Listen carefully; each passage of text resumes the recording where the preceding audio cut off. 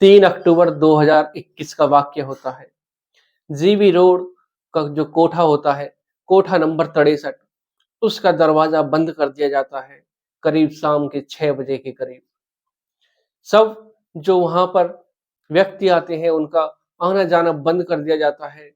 तो दोस्तों, किस वजह से वहाँ पर उस दरवाजे को बंद किया जाता है? किस कारण वहाँ पर लोगों को रोका जाता है? तो इसमें कहानी में आपको पूरी सुनने के बाद ही पता चल सकेगा। तो इसलिए कहानी को पूरा देखें और पूरा सुनें। और अगर आप मेरे चैनल पर पहली बार हैं, चैनल को सब्सक्राइब करें, वीडियो को लाइक करें, शेयर करें, कमेंट करें और बेल आइकन ज़रूर दबाएँ, जिससे कि मेरे आने वाली हर एक वीडियो आप तक पहुँच सके और आप हर दिन, हर रोज़ इसी प्रकार की कहानियाँ सुन सकें। तो नमस्कार दोस्तों, मैं अनुज आज आपके लिए जो कहानी लेकर आया हूँ, यह है दिल्ली के जीबी रोड पर जो कोठा नंबर 63 एक लड़का गाड़ी से उतरता है और सीढ़ियों के द्वारा वो ऊपर चला जाता है। जब वो कोठे पर पहुँचता है, तो वहाँ पर लड़कियाँ उसको इशारा करती हैं, अपने पास बुलाती हैं। तरह-तरह के इशारे करके उसको अपने पास बुलाती हैं, पर वो किसी के पास नहीं जाता।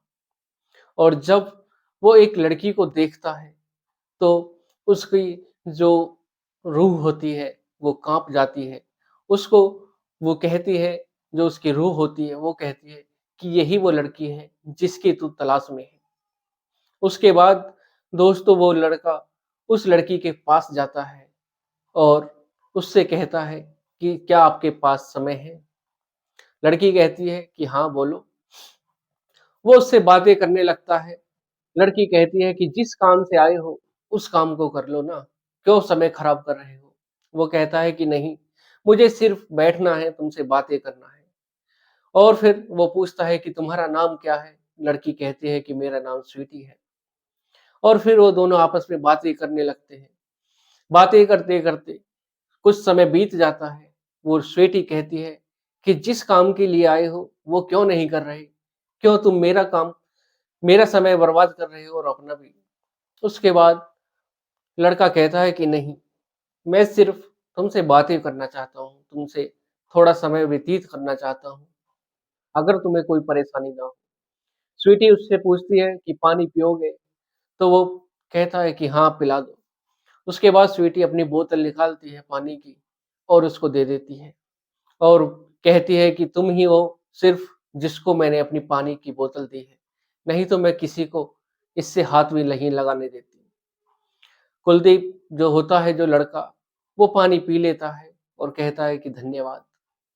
उसके बाद एक ग्राहक आता है और कहता है कि चलो, तो वो लड़की जो स्वीटी होती है, वो उसके साथ चली जाती है और फिर अपना काम खत्म करने के बाद वो आ जाती है। वो लड़का कहता है कि क्या मज़ा आया? लड़की कहती है कि हाँ। स्वीटी कहती है कि हाँ, मुझे तो बहुत बहुत आया। तुम बताओ, तुम क्यों नहीं चल रहे? क्यों अपना समय खराब कर रहे हो? उसके बाद वो मना कर देता है और शाम हो जाती है और उठ के जाने लगता है। स्वीटी कहती है कि एक बार और सोच लो, अब भी समय है, चलो कुछ मज़ा कर लो, जिसके लिए आए हो वो क्यों नहीं कर रहे?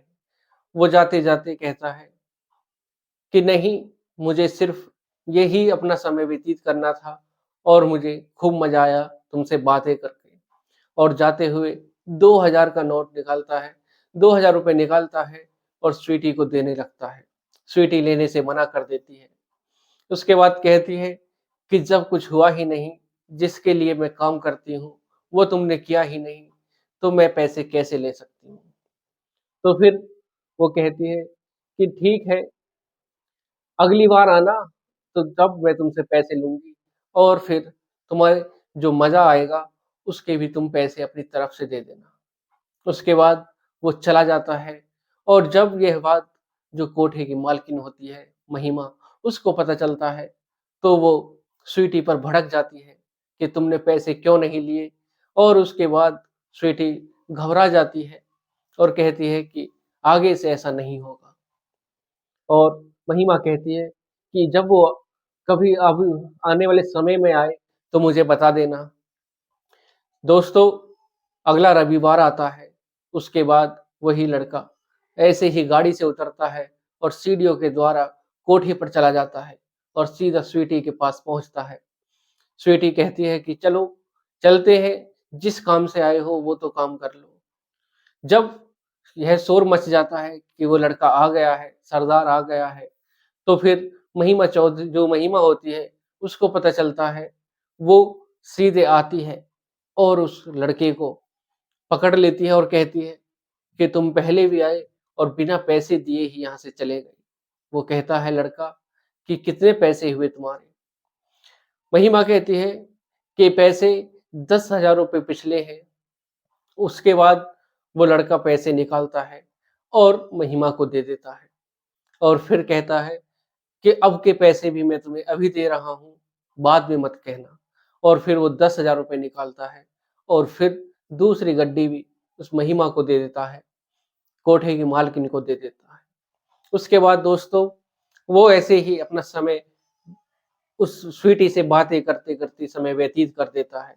और जब स्वीटी यह दृश्य देख रही थी कि किस प्रकार उस लड़के से पैसे लूटे जा रहे हैं, तो उसको दुःख होता है।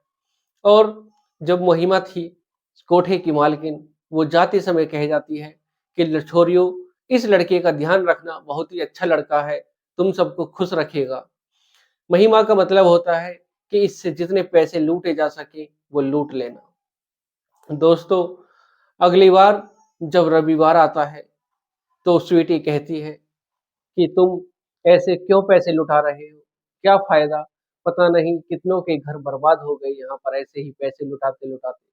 तुम्हारे भी ज़मीन जायदाद बिक जाएगी, क्यों पैसे ऐसे लुटा रहे हो? जिस काम के लिए आते हो, वो तो तुम करते नहीं, फिर क्यों ऐसा कर रहे हो? उसके बाद जो वो लड़का होता है वो कहता है कि नहीं, कोई दिक्कत नहीं है पैसे की, तुम सिर्फ़ ऐसे ही मेरे से बातें किया करो, मुझे यही बहुत है। उसके बाद स्वीटी कहती है कि ठीक है, 5,000 रुपए तुम दे देना और 5,000 मैं अपनी तरफ से दे दूँगी। कोई तुम पर भी ज़ोर नहीं पड़ेगा और मुझ पे भी नहीं, क्योंकि तुमसे ऐसे पैसे लूटे जाते हैं, मुझे दुःख होता है। लड़का कहता है कि ठीक है। उसके बाद दोस्तों, ऐसे ही काफ़ी समय व्यतीत हो जाता है, 1 साल हो जाता है ऐसे ही चलते-चलते। उसके बाद जब रविवार आता है, स्वीटी उसके लिए तैयार होकर सज-संवर कर बैठी हुई उसका इंतज़ार कर रही थी, वो आता नहीं है। और शाम हो जाती है, वो आता नहीं है। फिर अगला रविवार आता है, वो नहीं आता। स्वीटी उसका इंतज़ार करती रहती है। सब लड़कियाँ उससे पूछती हैं कि आया क्यों नहीं वो? शायद लगता है कि उसके पैसे खत्म हो गए। अपनी ज़मीन जायदाद बेचने के लिए गया है। स्वीटी को दुःख होता है, वो तड़प रही थी उसके लिए, पर वो नहीं आता।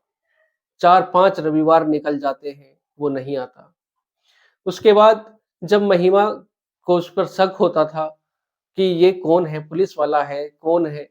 उसके बाद महिमा अपने लड़कों को, अपने जो बंदे होते हैं, उनको उसके पीछे लगा देती है और कहती है कि इसका सारा बायोडाटा निकाल कर मुझे लाकर दो। और जब वो लड़के उस लड़के का बायोडाटा लाकर देते हैं, उसको बताते हैं, को महिमा की भी आँखें खुली की खुली रह जाती हैं कि ये लड़का कौन है? कैसे ये यहाँ पर आता है? क्यों अपना समय बर्बाद करता है? उधर स्वीटी को इतना दुःख हो रहा था उसके ना आने का।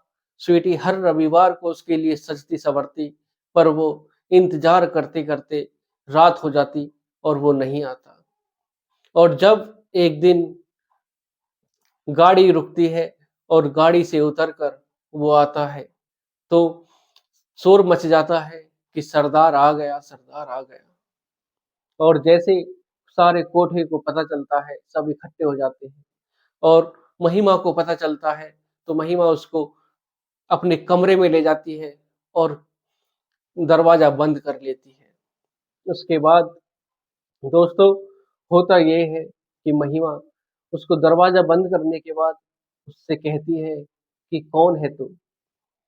कुलदीप, कौन है तू? यहाँ पर क्यों अपना समय खराब करने के लिए आता है? उसके बाद उस लड़के को पता चल जाता है कि ये मेरा सारा कुछ जान चुकी है, सब कुछ इसको पता चल गया है। और फिर कुलदीप जो अपनी कहानी बताता है कि किस वजह से मैं यहाँ पर आता हूँ।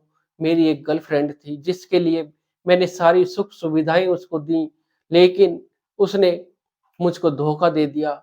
उसको मैंने घर दिया, गाड़ी दी, पैसा दिया, जो भी वो माँगती मैं उसको सब कुछ देता और फिर भी उसने मुझको छोड़ दिया, मुझको धोखा दे दिया। और एक ये लड़की है स्वीटी जो मैं उसको कुछ दे भी नहीं पा रहा हूँ और सिर्फ़ तुम्हें पता भी नहीं होगा कि 1 साल से जो 5,000 रुपए और जो 10,000 रुपए हम तुमको दे रहे हैं, उनमें से 5,000 रुपए स्वीटी देती है। उसको कोई लालच भी नहीं है, उसको कोई मतलब भी नहीं है, फिर भी वो मेरे लिए 5,000 रुपए तुमको देती है और तुमको पता भी नहीं चला। उसके बाद कुलदीप कहता है कि मैं उससे प्यार करता हूँ और पता नहीं स्वीटी मेरे से प्यार करती है या नहीं, ये तो मुझे पता नहीं। पर तुम अगर इजाज़त दो, तो मैं उससे शादी करना चाहता हूँ।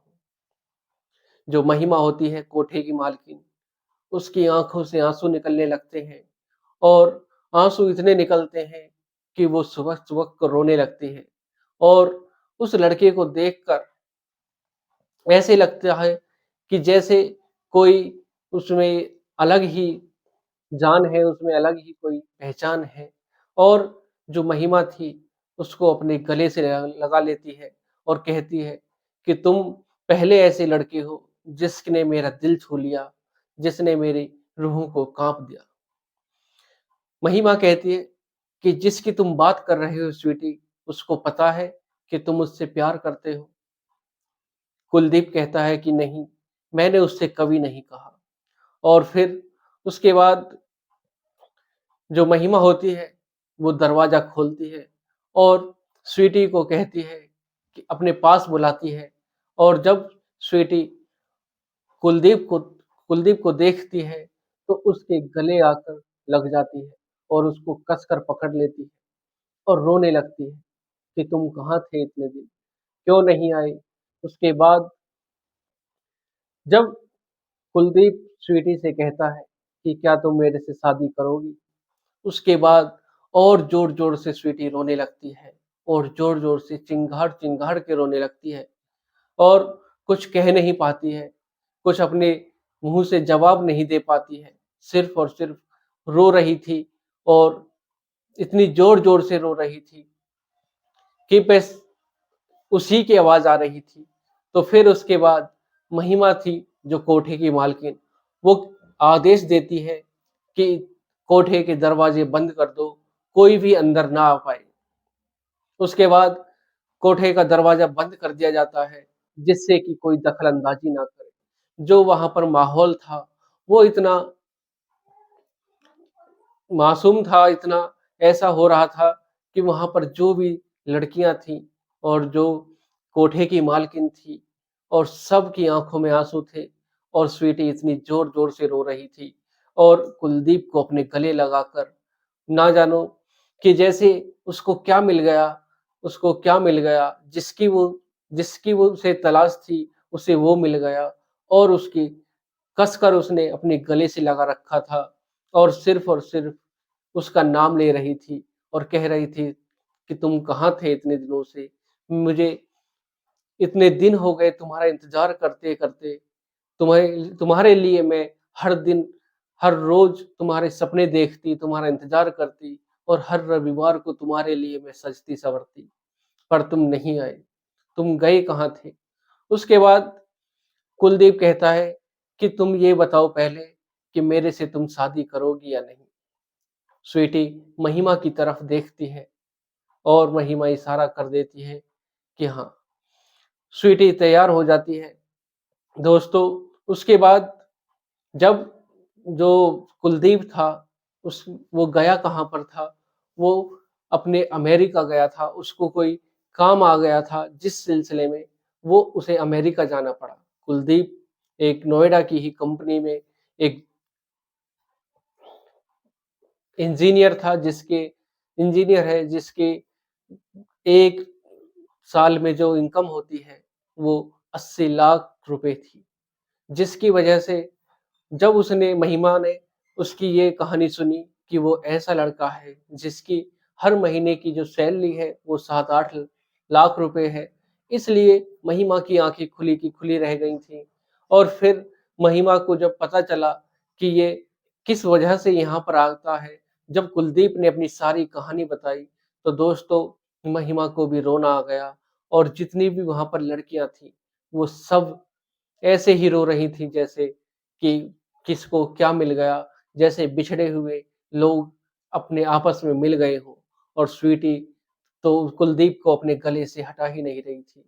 दोस्तों उसी रात जब महिमा ने आदेश दिया जो कोठे की मालकिन थी कि इन दोनों को यहाँ से भेज दिया जाए और फिर उसी अंधेरे में कुलदीप और स्वीटी को भेज दिया जाता है और दोनों कुछ ही दिनों बाद जो कुलदीप था, उसकी शिफ्ट जो ड्यूटी थी, जो नौकरी थी, उसको अमेरिका जाना पड़ा और 2 महीने बाद ही स्वीटी और कुलदीप अमेरिका जा चले गए और दोस्तों 1 साल बाद फिर वो आते हैं, जो सबके लिए गिफ्ट लेकर आते हैं, बड़े-बड़े उपहार लेकर आते हैं और कोठे पर जाते हैं और उसके बाद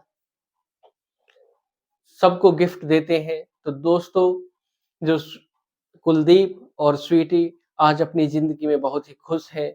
किस प्रकार एक लड़के ने एक कोठे की लड़की को उठाकर अपनी पत्नी बनाया और सबको एक निर्देश दिया, सबको एक राह दिखाई, उस लड़की की ज़िंदगी सँवार दी और जब वहाँ पर वो कुलदीप कोठे पर आया, तो जी सब जो लड़कियाँ थीं उन्होंने कहा कि जीजा जी हमारे लिए भी कोई ऐसा लड़का ढूँढ लो अपनी तरह ही, जिससे कि हमारी भी ज़िंदगी सुधर जाए। जिस प्रकार तुमने स्वीटी की ज़िंदगी को सँवार दिया, हमारी भी ज़िंदगी सँवार दो। तो दोस्तों आज स्वीटी और कुलदीप अपनी ज़िंदगी में बहुत ही अच्छे से ज़िंदगी को गुज़ार रहे हैं और अपने जीवन को बहुत ही अच्छी तरीके से जी रहे हैं और स्वीटी भी खुश है और कुलदीप भी खुश है। तो दोस्तों आज की कहानी में सिर्फ़ इतना ही। अगर आपको कहानी अच्छी लगी हो तो वीडियो को लाइक करें, शेयर करें, कमेंट करें और बेल आइकन ज़रूर दबाएँ, जिससे कि मेरे आने वाली हर एक वीडियो आप तक पहुँच सके और मेरा हौसला बढ़ता रहे। तो दोस्तों आज की कहानी में सिर्फ इतना ही। नमस्कार, जय श्री श्याम।